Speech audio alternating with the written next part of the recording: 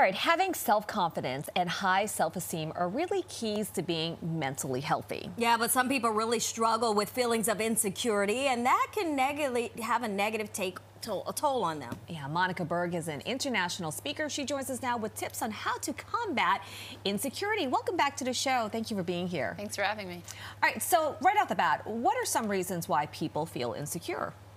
Well, the first one that comes to mind is imposter syndrome. I think we've all experienced that. That's when we feel like any achievement we have made is an accident, and at some point somebody's going to discover that we are a fraud. Other things are having conditioned beliefs that are usually false, that we are unworthy or undeserving of good things, and that usually comes from our childhood. That's where it begins.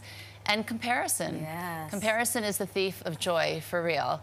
I remember years ago, there was somebody who was, saying, oh, you want to be just like so-and-so. And I looked at them and I said, actually, I've never been that person. I struggled to discover who I was going to become, but I never compared myself. But when we do, we can find ourselves in that spiral of self-doubt and just feeling bad. Really. And it seems like it's so much easier for people to do that now with information just being so accessible with social media, people all over the world. So talk a little bit about how do you overcome insecurity?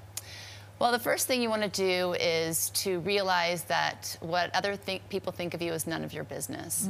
A lot of times we walk through life afraid of being judged or being spoken about or people not liking what we have to say. In reality, that will happen, right? So we shouldn't spend time worrying about it. Really just decide who you want to be and focus on that. Also removing fear. We let fear really take a hold of us and stop us from living our best lives.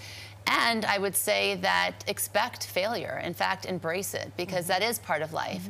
I remember reading years ago about Sarah Blakely, the founder of Spanx, and her father, when she would come home from school every day, he'd say, tell me how you failed. Not what did you do that was great or what were your grades. Tell me one thing that you did that you failed at. And if she couldn't answer, he made her go away and come back again with that. So I try to raise my kids in that same vein of really, it changes the way that you navigate through life.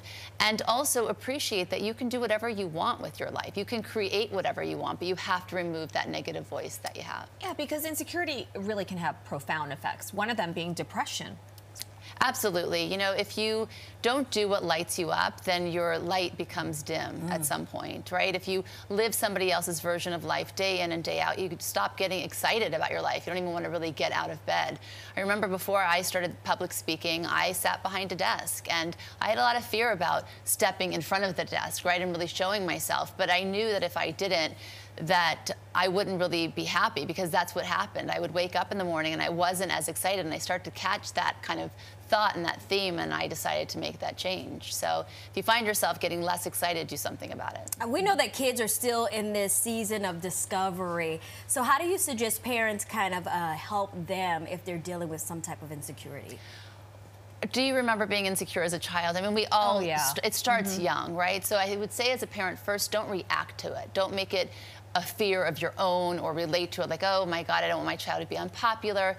Just hear them, hold space, act with kindness, compassion, empathy, really try to hear what it is about themselves that makes them insecure, and try to give them options and opportunities to really build upon that. Because the truth of the matter is, the bottom line with insecurity, it's not really what anybody else thinks about you. If you don't learn to love yourself fully, accept yourself fully, then you're always going to look outward for that. So I would say as a parent, really start to have those conversations with your children so that they can really learn to love, to embrace themselves. And if there's something they don't like, then help them kind of change their lens around it. It really does start young. Well, Monica, thank you so much for being here. We really appreciate all the helpful advice, for sharing all your tips. Thanks for having me. Thank you. And for more inspiration, you can follow Monica on Instagram. The information, you see it right there on your screen.